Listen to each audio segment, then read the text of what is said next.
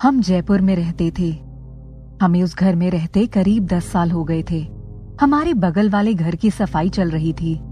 हमने सुना कि उसमें कोई नए किराएदार आने वाले हैं। हम बहुत खुश हुए कि चलो कोई पड़ोसी आने वाला है। 1 साल से वीरान पड़ा घर अब आबाद हो जाएगा। हम जब से इस घर में आए थे तब से हमेशा कोई ना कोई किराएदार रहता था, पर 1 साल से घर खाली था। अभी हमने सुना कि वह घर किसी ने किराए पर लिया है। घर का काम खत्म होने के बाद मैं बाहर बरामदे में बैठकर पेपर पढ़ती थी और 2 अड़ोस पड़ोस की महिलाएं आ जाती थी। हम थोड़ी देर बैठकर बातें करते थे, स्वेटर बुनते थे। जिस दिन वहां सफाई हो रही थी, हम सबका बात करने का यही टॉपिक था कि चलो अब हमारा पड़ोस आबाद होने वाला है। घर की सफाई वगैरह हो गई।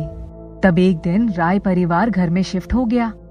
मैंने पड़ोसी धर्म निभाते हुए उनके यहाँ चाय और नाश्ता भिजवा दिया। उनकी पत्नी और एक बेटा था। राय साहब किसी सरकारी ऑफिस में काम करते थे।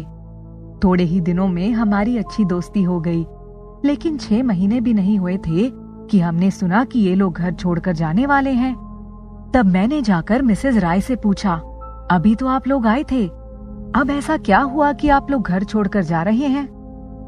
तब उन्होंने बताया कि जब से यहाँ आए हैं बहुत अजीब अजीब घटनाएं हो रही हैं। मैंने पूछा क्या? तब उन्होंने बताया कि वे जिस जगह से आए थे उनके घर के सामने एक फैमिली थी। रीना से हमारा बहुत लगाव था। उनका बेटा हमारे बेटे के साथ ही पढ़ता था, इसलिए हमारे संबंध काफी घनिष्ठ हो गए थे। लेकिन 1 साल पहले ही रीना को कैंसर हो गया। ये सुनकर मुझे बहुत दुख हुआ। सुबह शाम मैं उसको देखने जाती। लगभग 1 साल तक उसका ट्रीटमेंट चला। जब उसकी कीमोथेरेपी होती थी तब वह बिस्तर से हिल भी नहीं पाती थी। उसके घर में खाना बनाने वाली थी, फिर भी मुझे उससे इतना लगाव था कि मैं कई बार अपने घर से खाना बनाकर ले जाती और उसको अपने हाथों से खिलाती थी।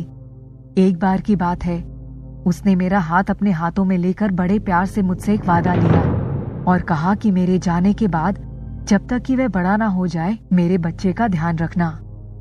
मेरी आंखों से टप टप आंसू गिर रहे थे। कुछ दिनों के बाद ही वे जीवन के कष्टों से मुक्त हो गई। मैंने उस समय उसके परिवार का पूरा ध्यान रखा। इसके बाद हमारा उस कॉलोनी में मन नहीं लगा। रीना के जाने के बाद मन बिल्कुल उचाट हो गया। मैं कुछ गुमसुम और बीमार भी रहने लगी। तब राय साहब और हमने यही सोचा कि अपने घर को किराए पर उठाकर हम कहीं और चलते हैं, और हम यहाँ आ गए। हमें वे घर छोड़ते समय रीना से किया हुआ वादा बिल्कुल भी याद नहीं था। जब से हम यहाँ आए हैं तब से कुछ अजीब अजीब घटनाएं हो रही हैं। हम तो रीना के जाने की वजह से अपना घर किराए पर उठाकर यहाँ चले आए थे, लेकिन अब लगता है उसी घर में जाना पड़ेगा। मैंने उससे पूछा कि क्या हुआ, ऐसा क्या महसूस किया आपने? तब उन्होंने जो कुछ बताया वे अविश्वसनीय था। वे बोली, जब से हम इस घर में आए हैं उसके तीसरे दिन रात को सोते समय मैंने घर की सारी लाइट बुझा दी थी। रात में 2 बजे जब मेरी नींद खुली तब मैंने देखा कि पूरे घर की लाइट जली हुई है। मैं बड़बड़ाते हुए उठी और मैंने पूरे घर की लाइट बंद की। मुझे लगा राय साहब रात में कुछ खाने पीने का सामान ढूंढ रहे होंगे, क्योंकि उनको जिस दिन देर रात तक काम करना होता है तो वे उठकर कुछ कुछ खाने का सामान ढूंढते हैं। उन्होंने ही पूरे घर की लाइट जलाकर रखी होगी। दूसरे दिन मैं सो रही थी। रात के 2 बजे अचानक किसी खटके से मेरी नींद खुली और मैंने देखा कि मेरी खिड़की के बाहर रीना जैसी कोई औरत सफेद साड़ी पहने हुए मुझे घूर रही थी। डर के मारे मैं पसीने से तर हो गई। मैंने राय साहब को जगाया, लेकिन उनको कुछ भी नहीं दिखाई पड़ा। मैंने सोचा शायद मेरा वहम है। 3-4 दिन के बाद जब मैं छत पर कपड़े सुखाने गई तो देखा कि छत पर किसी के पैरों के निशान थे। मुझे लगा कि ठंड की रात में छत पर कौन आया होगा। फिर मैंने सोचा शायद कोई चोरी करने के इरादे से आया हो। एक दिन तो गजब ही हो गया। मैं किचन में खाना बना रही थी, बेटा अपने कमरे में पढ़ रहा था। तभी दरवाजा जोर जोर से खटखटाने की आवाज आई। मैंने जब दरवाजा खोला तो वहाँ कोई भी नहीं दिखाई पड़ा। अचानक लगा मेरे सामने की छत पर एक जलता हुआ आग का गोला जैसा मेरे दरवाजे से थोड़ी दूर पर आकर गिरा। मैंने डर के मारे दरवाजा बंद कर दिया। मेरे पति के आने के बाद मैंने उनको ये सारी घटना बताई। उन्होंने इसको ज्यादा गंभीरता से नहीं लिया। सोचा शायद पिछले दिनों की बीमारी के कारण मुझे ये सब महसूस होता है। क्योंकि अगर ऐसा कुछ होता तो सबको दिखाई देता। इसी तरह की कुछ कुछ चीजें होती रहती थी। मैंने डर डर कर इतना समय बिता दिया, किसी से कुछ कह भी नहीं पाती थी। कुछ दिनों पहले की बात है, लाइट वगैरह बंद करके जब मैं बिस्तर पर सोने आई तो मेरी नजर खिड़की पर पड़ी और मैंने देखा वहां रीना खड़ी थी। मैं जोर जोर से कुछ बोल रही थी, लेकिन वे क्या कह रही थी मैं सुन नहीं पाई। मैं घबरा कर उठ गई और उठकर एक गिलास पानी पिया। फिर मैं आकर डरी हुई रजाई में मुंह ढककर सोने की कोशिश करने लगी। मेरे पति बगल में खर्राटे ले रहे थे। उनको जगाने की मेरी हिम्मत नहीं थी। थोड़ी देर में मुझे लगा कि मेरे पैर के पास खड़े होकर कोई मेरी रजाई खींच रहा है। जब मैंने करवट बदली तो मेरे पति सो रहे थे। मैंने रजाई से मुंह बाहर निकाल कर देखा, सामने मेरे पैर के पास रीना खड़ी है। उसके बाल बिखरे हुए थे और आंखों से आंसुओं की धारा बह रही थी। मैंने तुरंत राय साहब को जगाया, तब तक वे गायब हो चुकी थी। मैं सोचने लगी कि ये मेरे पीछे क्यों पड़ी है। मैंने इसका और इसके परिवार का इतना ध्यान रखा, क्या वो इस बात का बदला ले रही है? ये सब सोचते सोचते मुझे नींद आ गई। रात के 2 बजे थे कि मुझे महसूस हुआ कि मेरी गर्दन के पास आकर कोई जोर जोर से सांस ले रहा है। मैं आंखें खोलने का साहस नहीं कर पा रही थी। तभी मेरे कान के पास जैसे कुछ गरम गरम सांस महसूस हुई और कोई कह रहा था, मिसेस राय। मैं उधर की तरफ पलट कर देखती, उससे पहले वह बोली, आपको शायद याद नहीं है, आपने वादा किया था कि आप मेरे बच्चों का ध्यान रखेंगी जब तक मेरा बच्चा बड़ा नहीं हो जाता, और आप वे खुद ही कॉलोनी छोड़कर दूसरी जगह आ गई। मेरा बच्चा कितनी तकलीफ में है। आपने एक बार भी जाकर कोई खोज खबर नहीं ली। बच्चा दिन रात रोता है। आप उससे एक बार जाकर मिल तो सकती थी। मेरा बच्चा बड़ा हो जाएगा, तब आपको जहां भी रहना है रहिएगा। ये सारी बातें कहकर वे वहां से चली गई। तब तक मैं उठ भी नहीं पा रही थी। उसके जाते ही कहां से मेरे अंदर इतनी ताकत आ गई, मैं सोच भी नहीं पा रही थी। और तब तक मेरी आंखें और दिमाग दोनों खुल गए थे। इसके बाद मैंने अपने पति को जगाया और उनसे सारी बातें बताईं। तभी हमने ये निश्चय किया कि हम अपना घर खाली करवा लेंगे और उसी जगह में जाकर रहेंगे। मुझे लगता है रीना की रूह भटक रही है और वे तब तक मेरा पीछा नहीं छोड़ेगी जब तक मैं उस घर में वापस नहीं चली जाती और उसके बच्चे के बड़े हो जाने तक उसका ख्याल नहीं रखती। इसलिए हमने निश्चय किया कि हम उस घर में जाकर रहेंगे। मिसेस राय के मुंह से यह सब सुनकर मैं बिल्कुल अवाक थी, क्योंकि आज से पहले मैंने ऐसी कभी किसी घटना के बारे में नहीं सुना था। मरने के बाद भी इंसान अपने परिवार की चिंता करता रहेगा और इस तरह से अपनी बात पहुंचाता है, सोचकर ही सिरहंसी हो गई। बहुत दिनों बाद एक बार किसी जगह मिसेस राय से मुलाकात हुई। तब उन्होंने बताया कि अब सब ठीक है।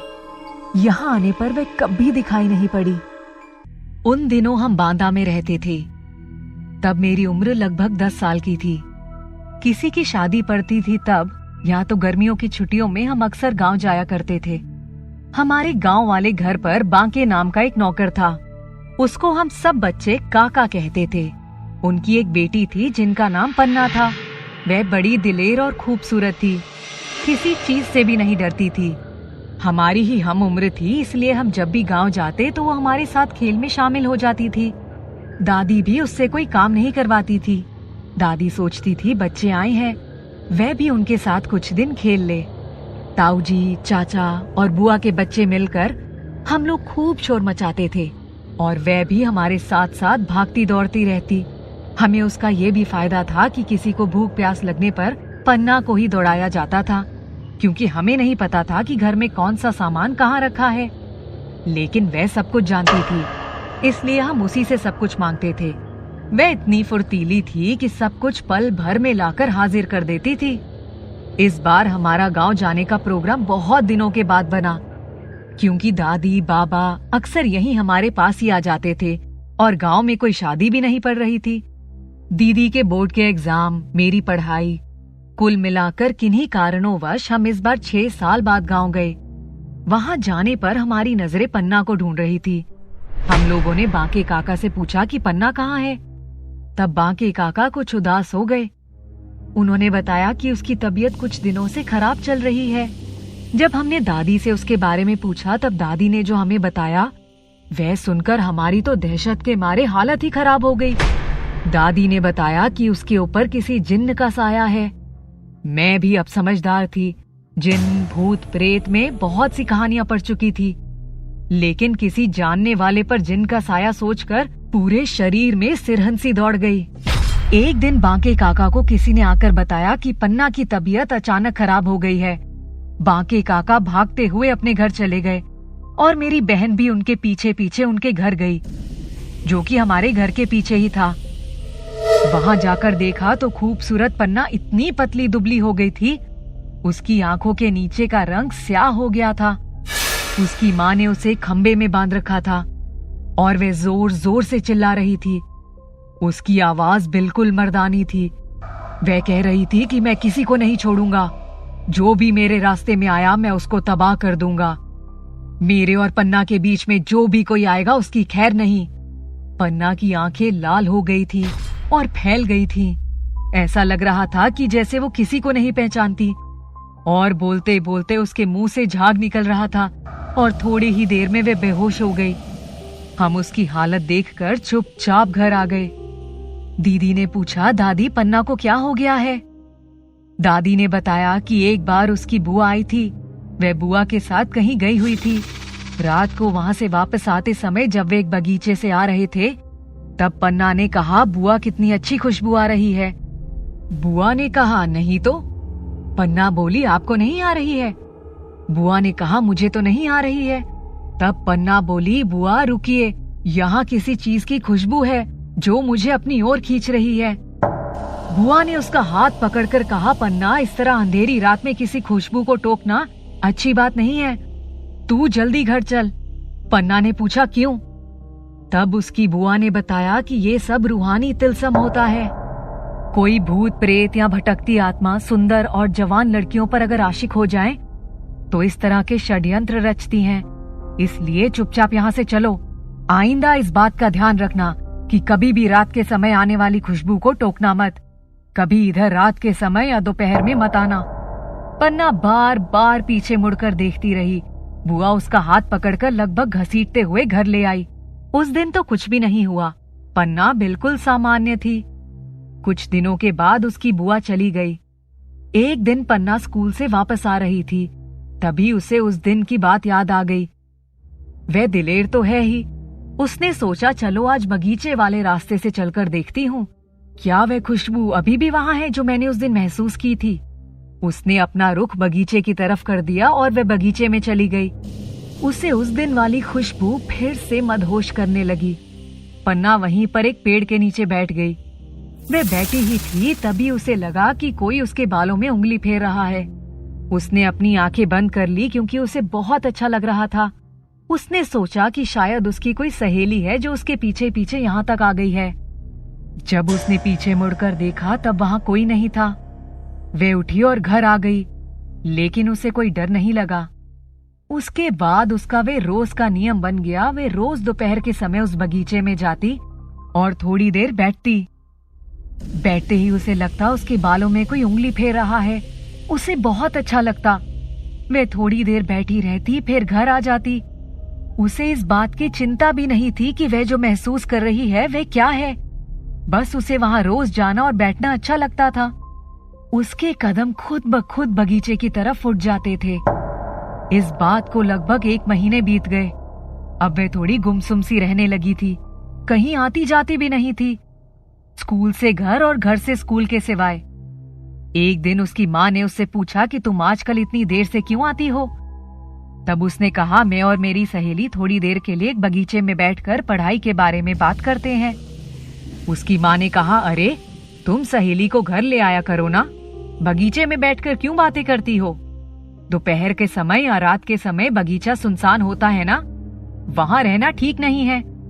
तब पन्ना ने अपनी माँ की तरफ एकदम से आग्नेय नेत्रों से देखा।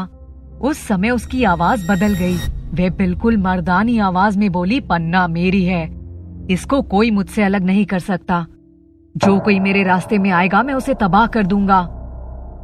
उसकी माँ बिल्कुल डर गई। जल्दी से उसने बांके को बुलवाया। वह उस समय गाय को चारा खिला रहा था। जब वह वहां पहुंचा तो उसने कहा, पन्ना बेटी तुम्हें क्या हुआ है? तब फिर मर्दानी आवाज में वह बोली, मैं तो सालों से उस पेड़ पर चुपचाप पड़ा हुआ था, लेकिन उस दिन दोपहर को ये उधर से आ रही थी और इसने कहा कि कितनी अच्छी खुशबू आ रही है। तब मुझे समझ में आ गया कि मैं इसके शरीर में प्रवेश करके अपनी सारी इच्छाएं पूरी कर सकता हूँ। बांके बिल्कुल सहम गया। उसने कहा, आप इसको छोड़ दें, आप जो मांगेंगे मैं आपको देने की कोशिश करूंगा। लेकिन बांके की बात सुनकर वे गुर्राने लगा। उसने कहा, मैंने इतने दिनों बाद किसी इंसानी जिस्म में प्रवेश किया है, मैं इसको नहीं छोड़ूंगा। ये कहते कहते पन्ना बिल्कुल आवेश में आ गई और अपने बाल नोच रही थी। उसके माथे पर पसीना आ गया था। वह हांफने लगी। बांके ने उसको एक कमरे में बंद कर दिया। थोड़ी देर तक कमरे से उठा पटक की आवाजें सुनाई पड़ती रहीं। इसके बाद शांति छा गई और लगा कि पन्ना सामान्य हो गई है। जब उन लोगों ने डरते डरते दरवाजा खोला तो पन्ना बेसुध सो रही थी। तब से उसको हर चौथे पांचवें दिन ये दौरा पड़ता है और जब वे सामान्य होती है, उससे पूछा जाता है कि ये सब क्या है। तब वे कहती है कि उसको कुछ भी नहीं पता कि उसके साथ क्या हो रहा है। हम तो सुनकर बिल्कुल डर गए। कुछ दिनों के बाद हम वापस बांदा आ गए, लेकिन हमें अक्सर पन्ना का वह भयानक रूप याद आता रहता। धीरे धीरे हम उस घटना को भूल गए। हाँ, ये जरूर हुआ कि मैंने भूत प्रेतों की कहानियां से तौबा कर ली। एक बार जब दादी आई तब हमने पन्ना के बारे में पूछा। दादी ने बताया कि एक दिन पन्ना को उसके माता पिता किसी पहुंचे हुए फकीर के पास ले गए थे। वहां उन्होंने कुछ उपाय बताए थे और एक ताबीज भी दी थी और कहा था कि अब पन्ना अब उस बगीचे में कभी ना जाए जब तक कि वह पूरी तरह से ठीक नहीं हो जाती। किसी के मरने जीने में भी ना जाए। थोड़ा फर्क पड़ा है। वे लोग हर महीने पन्ना को लेकर वहां जाते हैं। अब इस बात को 6 महीने बीत चुके हैं और अब पन्ना थोड़ी थोड़ी ठीक हो गई है। इधर काफी दिनों से उसके ऊपर कोई दौरा नहीं पड़ा। सुनकर हमें थोड़ी राहत मिली। लगभग 2 साल के बाद जब हम वापस गांव गए तब हमें पता चला कि पन्ना की शादी भी हो गई है और अब वह बिल्कुल ठीक है और इस समय अपनी ससुराल से आई हुई है। सुनते ही मैं भागकर उससे मिलने गई। वे आकर मेरे गले लग गई। मैंने देखा वे पहले से भी ज्यादा खूबसूरत हो गई थी। ये घटना सन 2002 की है। मैं और मेरी पत्नी एक बार बक्सर से बनारस अपनी गाड़ी से जा रहे थे। 15-20 किलोमीटर जाते ही गाड़ी पंक्चर हो गई। हम अपनी गाड़ी बनवा रहे थे, तभी किसी ने बताया कि आगे का रास्ता काफी खतरनाक है। एक तो बारिश का समय है और रास्ते में गड्ढे भी बहुत हैं। रास्ता सुनसान भी है। आप लोग आज की रात यहीं बिताइए, कल सुबह निकल जाइएगा। लेकिन हमारा बनारस जाना बहुत जरूरी था क्योंकि हमारे चाचा के बेटे की शादी थी। हमारी गाड़ी में बहुत सारा सामान भी था जो कि शादी के लिए पहुंचाना जरूरी था। हमने दूसरों की बातों पर ध्यान नहीं दिया और हम रात के 10 बजे वहां से निकल गए। हल्की हल्की बारिश हो रही थी। मेरी पत्नी थोड़ा डर गई थी। हम लगभग 40 किलोमीटर चल चुके थे। आगे का रास्ता वाकई सुनसान था और दोनों तरफ बड़े बड़े घने पेड़ थे। कुछ भी नहीं दिखाई पड़ रहा था। चांदनी रात और गाड़ी की रोशनी से ही हम आगे का रास्ता देख पा रहे थे। हम काफी दूर निकल गए थे। मेरी पत्नी बोली, अब तो सामने सड़क भी नहीं दिखाई दे रही है। थोड़ी देर के लिए गाड़ी रोक दो, हम चलकर कहीं चाय पी लेते हैं। लेकिन चाय की दुकान भी कहीं नहीं दिखाई पड़ रही थी। रात के करीब 3 बज रहे थे। तभी सामने एक जगह थोड़ी सी रोशनी दिखाई पड़ी। मेरी पत्नी जोर से चिल्लाई, अरे देखो वहाँ रोशनी है, शायद हमें वहाँ चाय मिल जाए। मैंने गाड़ी रोक दी और हम चाय की दुकान पर चले गए। वहाँ देखा एक बूढ़ा आदमी और एक लड़का दोनों ही दुकान पर बैठे थे और 2 एक ग्राहक वहाँ चाय पी रहे थे। ठंड का टाइम था। हमने भी 2 चाय का ऑर्डर दिया और बड़े से कुल्हड़ में चाय लेकर अपनी गाड़ी में आ गए। हम अपनी गाड़ी में बैठकर चाय पीने लगे। गरम चाय से जैसे लगा बिल्कुल ताजगी आ गई। तभी हमारी खिड़की पर खटखट की आवाज हुई। मेरी पत्नी ने शीशे खोलकर देखे तो सफेद साड़ी पहने हुए एक खूबसूरत लड़की खिड़की का शीशा खटखटा रही थी। उसके हाथों में 1-2 दवाइयों की शीशी थी। मेरी पत्नी ने मेरी तरफ देखा। मैंने कहा, शीशा तो खोलो। जब उसने शीशा खोला तब वह औरत बोली, मुझे भी उसी तरफ जाना है। क्या आप मुझे अपनी गाड़ी में लिफ्ट दे देंगे? मैंने उसको इशारा किया, ठीक है, पीछे बैठ जाओ। चाय पीकर हमने गाड़ी स्टार्ट कर दी। तब हमें ऐसा कुछ भी नहीं लगा था कि हमारे साथ कुछ गलत होने वाला है, क्योंकि ये बात तो मेरे जहन में थी ही नहीं कि आजकल के समय में भी इस तरह की चीजें होती हैं। मैंने गाड़ी स्टार्ट कर दी। हम थोड़ी दूर गए कि मेन रोड आ गई। सामने सड़क सुनसान थी। गाड़ी के दोनों तरफ लंबे लंबे पेड़ खड़े थे। हवा भी चल रही थी। बारिश तो पहले से हो ही रही थी। मेरी पत्नी उस पीछे बैठी हुई औरत से बातचीत करने लगी। उसने पूछा, इतनी रात को अकेले आप कहाँ जा रही हैं? तो उसने कहा, मैं तो हमेशा अकेले ही जाती हूँ। मेरी पत्नी बोली, क्यों, आपके घर में कोई और नहीं है? तब उसने कहा, नहीं, मेरे 2 बच्चे भी हैं और मेरे पति भी हैं, लेकिन अब मैं अकेली रहती हूँ। मैं उनकी बातें सुन रहा था और मुझे कुछ अजीब सा लग रहा था। मैं गाड़ी के शीशे में से उस औरत की शक्ल देख रहा था। मुझे उसकी आंखें सामान्य से कुछ अलग लग रही थी। तभी वह मेरी पत्नी से बोली, सड़क पर बारिश के दिनों में बहुत फिसलन हो जाती है और अक्सर दुर्घटनाएं हो जाती हैं। अभी 2-3 महीने पहले मैं अपने बच्चे की दवा लेने के लिए सामने मेडिकल स्टोर से दवाई लेने जा रही थी और वापस आते समय किसी लाल रंग की गाड़ी ने मुझे धक्का मार दिया और मैं सड़क पर 4 घंटे तक बेहोश पड़ी रही। लेकिन किसी आने जाने वाले ने मुझे हॉस्पिटल नहीं पहुंचाया और अंत में मैंने दम तोड़ दिया। मेरी गाड़ी का रंग भी लाल ही था। उसके इतना कहते ही मेरे पैर अचानक गाड़ी के ब्रेक पर पहुंच गए और गाड़ी एक झटके के साथ एक पेड़ से टकराई और रुक गई। मैंने देखा पत्नी का सिर झटके से गाड़ी रुकने की वजह से डैशबोर्ड से टकराया और वे चीख कर बेहोश हो गई। जब मैंने पिछली सीट पर देखा तो वो औरत वहां नहीं थी। मैंने किसी तरह पत्नी के मुंह पर पानी का छींटा मारा, उसको हिलाया डुलाया। तब उसने आंख खोली और बोली, जल्दी चलो। मैंने उसे पिछली सीट पर लिटा दिया।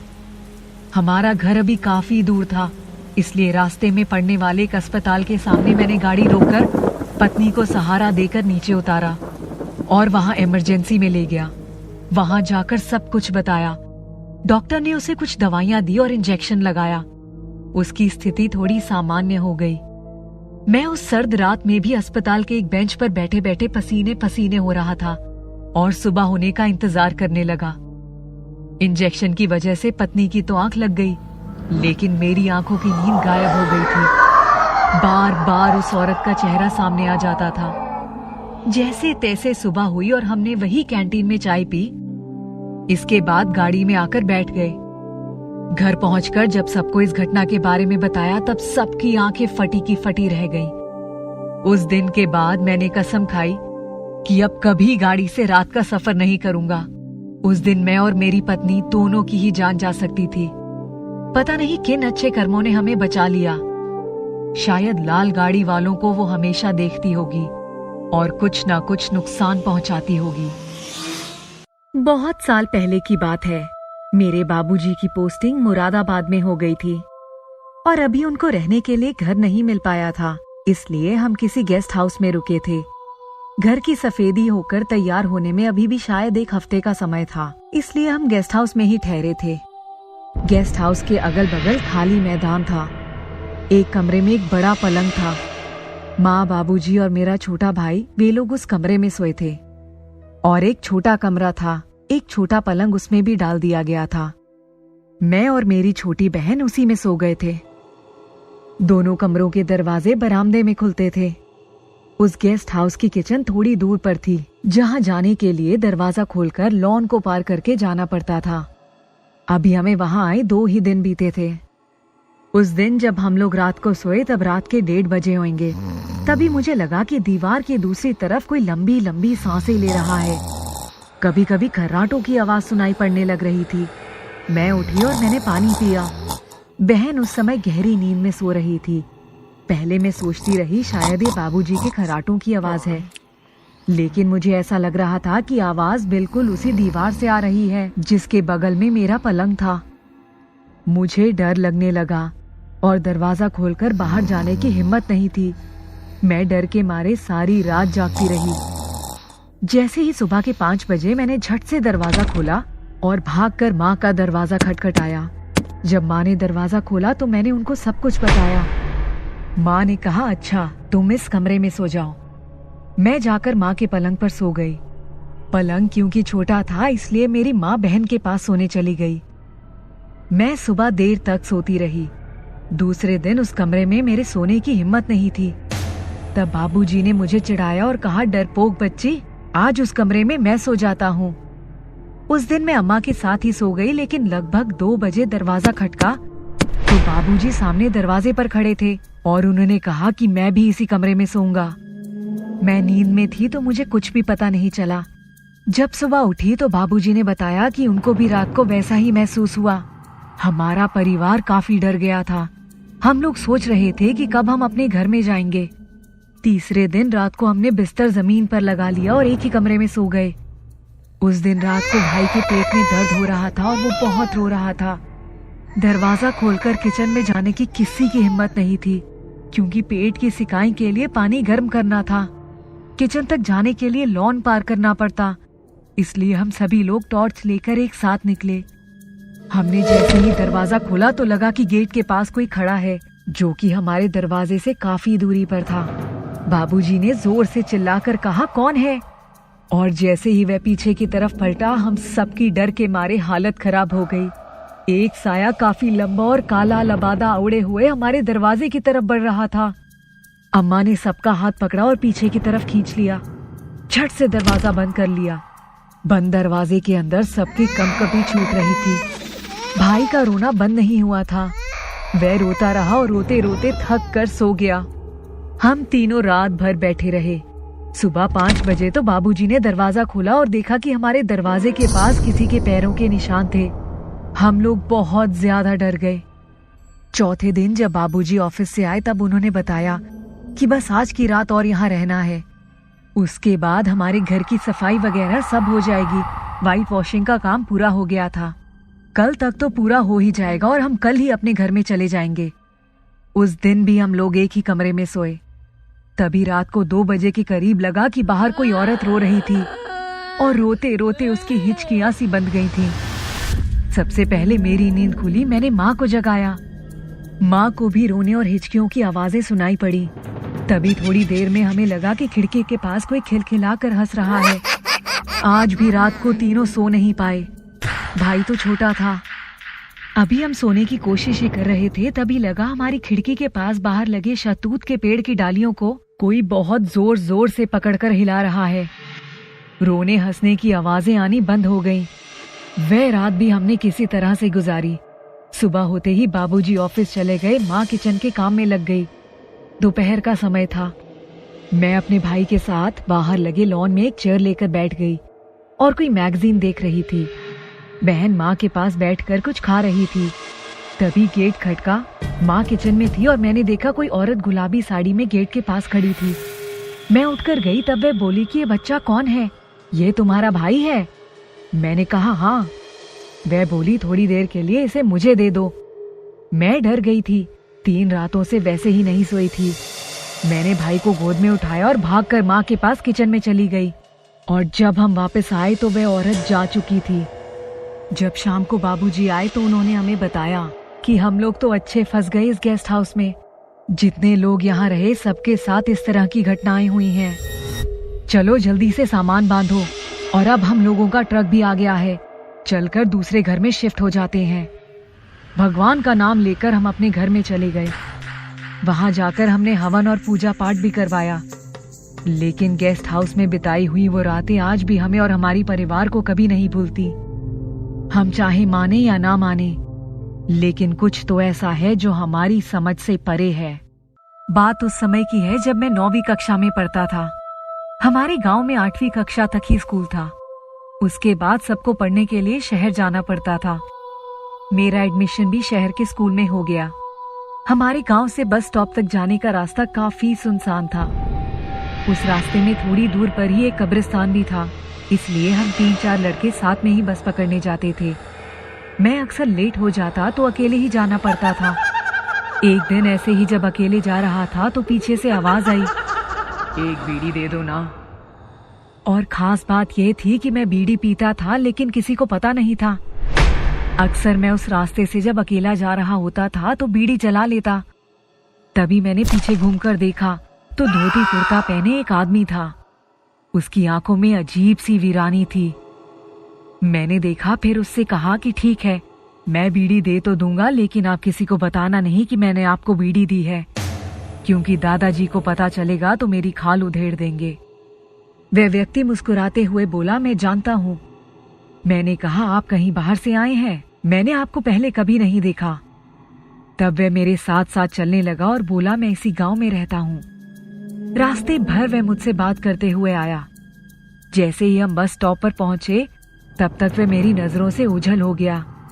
उसने रास्ते भर मुझसे काफी सारी बातें की, लेकिन उसने ये नहीं बताया कि वह कौन है।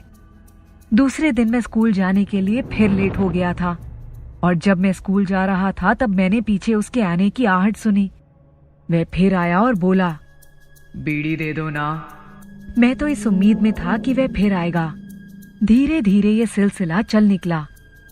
मैं अक्सर स्कूल के लिए लेट होता था और रास्ते में वह मुझसे बीड़ी मांगता था। मैं खुद भी बीड़ी सुलगा लेता और उसे भी बीड़ी दे देता। अब मुझे बस पकड़ने के लिए देर हो रही होती तो कोई चिंता नहीं रहती। वह मेरे साथ साथ बस स्टॉप तक जाता। मैं जब बस में चढ़ जाता तब तक वह गायब हो जाता, लेकिन जिस दिन मेरे दोस्त साथ होते वह दिखाई नहीं पड़ता।